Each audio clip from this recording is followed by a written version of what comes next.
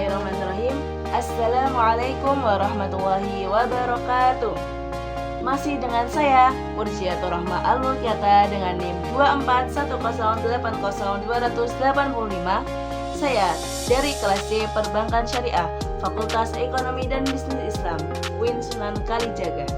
Di sini saya ingin membuat video ringkasan materi tentang mata kuliah Matematika Ekonomi, dan saya mengambil tema yaitu penerapan diferensial fungsi sederhana. Saya mengambil materi tersebut di pertemuan ke-9. Langsung saja ya.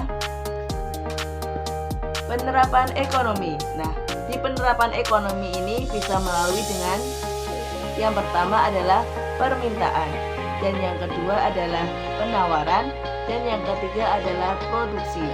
Sedangkan konsep marginal bisa melalui dengan yang pertama adalah biaya marginal, yang kedua adalah penerimaan marginal, dan yang ketiga adalah utilitas marginal, yang keempat yaitu produk marginal, yang kelima konsumsi marginal, dan yang keenam adalah tabungan marginal. Analisis keuntungan maksimum. Di analisis keuntungan maksimum ini dibagi menjadi dibagi menjadi dua ya. Yang pertama adalah elastisitas permintaan, dan yang kedua adalah elastisitas penawaran. Langsung saja ya, saya jelaskan yang elastisitas permintaan. Elastisitas permintaan ialah suatu koefisien yang menjelaskan besarnya perubahan jumlah barang yang diminta akibat adanya perubahan harga. Jika fungsi permintaannya dinyatakan dengan QD sama dengan F buka kurung P tutup kurung, maka elastisitasnya adalah NT sama dengan D Q besar D nya kecil per D nya kecil P nya besar dikali P besar dikali per QD.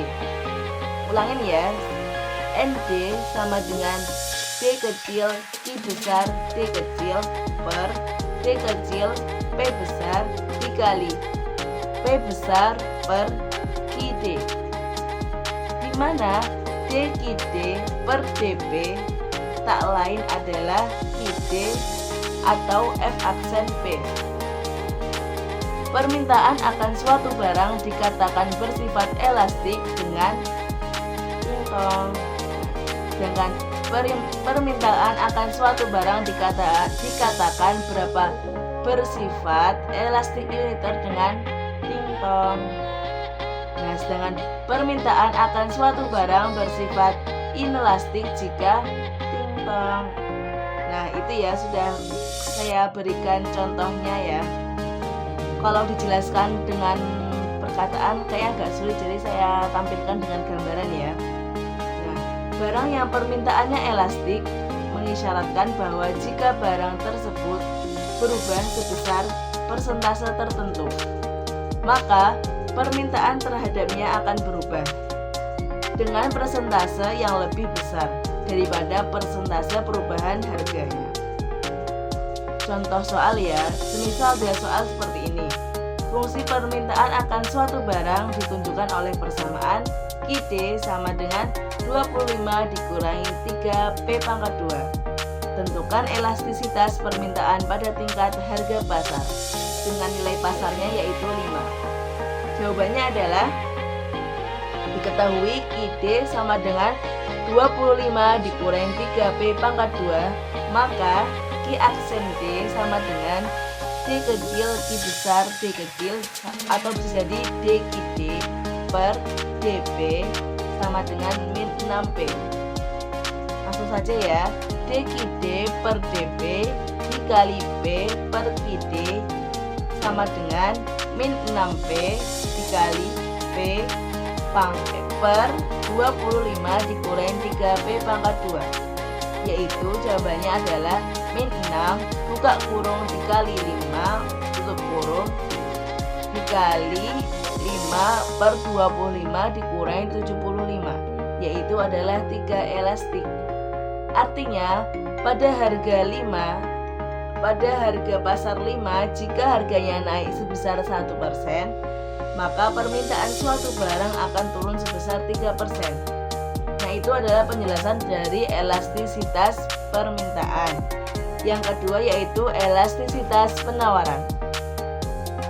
Elastisitas penawaran adalah suatu koefisien yang menjelaskan besarnya perubahan jumlah barang yang ditawarkan akibat adanya perubahan harga. Jika fungsi penerimaan dinyatakan dengan IS sama dengan F buka kurung P tutup kurung, maka elastisitasnya adalah DQS per DP dikali P per QS. Oh ya, kalau di elastisitas permintaan itu dengan rumus DQD, kalau dengan elastisitas penawaran itu dengan DQS. Jadi dibedakan ya antara permintaan dan penawaran. Kita harus detail ya dalam mengerjakan sesuatu persoalan. Nah, jika DQS per DP tak lain adalah Q aksen S atau F aksen P. Nah, penawaran akan suatu barang dikatakan bersifat elastik apabila saya contohkan dengan gambaran. Kalau dijelaskan dengan perkataan agak sulit. Kalau bersifat elastik uniter apabila seperti ini, dan yang bersifat inelastik apabila seperti itu ya. Nah, barang yang penawarannya inelastik mengisyaratkan bahwa harga barang tersebut berubah sebesar persentase tertentu. Maka penawarannya berubah atau searah dengan persentase yang lebih kecil daripada persentase perubahan harganya. Nah, contoh soalnya ya. Contoh soal yaitu fungsi penawaran akan suatu barang ditunjukkan oleh penawaran QS sama dengan min 200 plus 7P pangkat 2. Tentukan elastisitas penawarannya pada tingkat harga pasar 10. Nah, tadi kan kita mengerjakan contoh soal yang di elastisitas permintaan itu dengan contoh pasarnya angka 5 ya. Sedangkan kita mengerjakan elastisitas penawarannya ini dengan pasar 10. Jawabannya adalah QS sama dengan min 200 ditambah 7P pangkat 2. Maka Q aksen S sama dengan DQS per DP sama dengan 14P. DQS per DP dikali P per QS yaitu sama dengan 14P dikali P per min 200 ditambah 7P pangkat 2 sama dengan 14P, P-nya kan 10 ya, jadi berarti 14 dikali 10. Karena tadi di rumusnya adalah 14P, berarti 14 dikali 10 dikali 10 per min 200 ditambah 700, yaitu adalah 2,8 elastik. Artinya pada harga 10, jika harga naik sebesar 1%, maka penawaran suatu barang akan naik sebesar 2,8%. Nah, itu penjelasan dari elastisitas permintaan dan elastisitas penawaran. Lanjut ya di materi biaya marginal. Biaya marginal itu adalah biaya tambahan yang dikeluarkan untuk menghasilkan satu unit tambahan produk. Jika fungsi biaya total dinyatakan dengan C sama dengan F buka kurung Q tutup kurung, di mana C-nya adalah biaya total dan Q-nya adalah jumlah produk. Maka biaya marginalnya adalah MC sama dengan C aksen sama dengan DC per DQ. MC minimum jika C aksen sama dengan 0. Lanjut saja di penerimaan marginal. Penerimaan marginal yaitu tambahan yang diperoleh berkenaan bertambahnya satu unit keluaran yang diprediksi atau terjual. Jika fungsi penerimaan total dinyatakan dengan R sama dengan F buka kurung Q tutup kurung, di mana R-nya adalah penerimaan total sedangkan Q-nya adalah jumlah keluaran. Maka penerimaan marginalnya adalah MR sama dengan R aksen sama dengan DR per DQ. R maksimum jika MR-nya adalah 0. Lanjut saja di materi utilitas marginal. Utilitas marginal adalah utilitas tambahan yang diperoleh dari setiap unit barang yang dikonsumsi. F utilitas total dinyatakan dengan U sama dengan F buka kurung I tutup kurung. U-nya adalah utilitas total, sedangkan I-nya adalah jumlah barang dikonsumsi.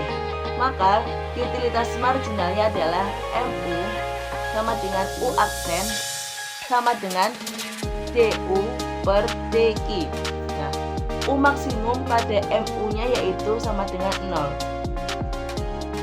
Yang terakhir yaitu analisis keuntungan marginal. Analisis keuntungan maksimum. Tingkat produksi yang memberikan keuntungan maksimum atau menimbulkan kerugian dapat diselidiki dengan pendekatan diferensial. Baik penerimaan total atau biaya total sama-sama merupakan fungsi dari jumlah keluaran yang dihasilkan atau terjual. Maka dapat dibuat suatu fungsi baru sama dengan fungsi keuntungan.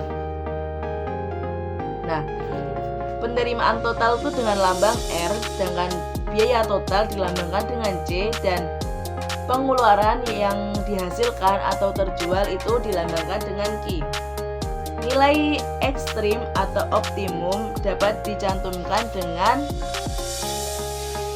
cara menetapkan derivatif pertamanya sama dengan 0. Nah, contohnya yaitu ini ya, contoh rumusnya yaitu Pi sama dengan R dikurangin C sama dengan R buka kurung Q tutup kurung dikurangin C buka kurung Q tutup kurung sama dengan FQ. Pi optimum jika Pi aksen sama dengan F aksen buka kurung Q tutup kurung sama dengan dP per dQ sama dengan 0. Karena Pi sama dengan R dikurangin C, maka Pi aksen sama dengan R aksen dikurangi C aksen sama dengan MR dikurangi MC. Berarti pada Pi optimum yaitu Pi aksen sama dengan 0. MR dikurangin MC sama dengan 0, sedangkan MR sama dengan MC. Untuk mengetahui apakah Pi aksen sama dengan 0, yaitu dengan mencerminkan keuntungan maksimum atau justru kerugian maksimum perlu diuji melalui derivatif kedua dari fungsi Pi, yaitu Pi sama dengan R dikurangin C sama dengan F buka kurung Q Pi optimum apabila Pi aksen sama dengan 0, sedangkan MR sama dengan MC. Jadi itu penjelasan tentang materi penerapan diferensial fungsi sederhana. Cukup sekian ya. Mohon maaf apabila penjelasannya masih kurang jelas karena saya masih belajar dan butuh dituntun dan butuh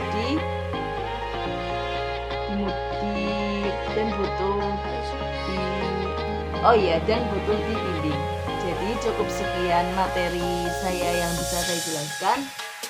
Mohon maaf bila perkataan dan perbuatannya saya kurang berkenan. Cukup sekian. Wassalamualaikum warahmatullahi wabarakatuh.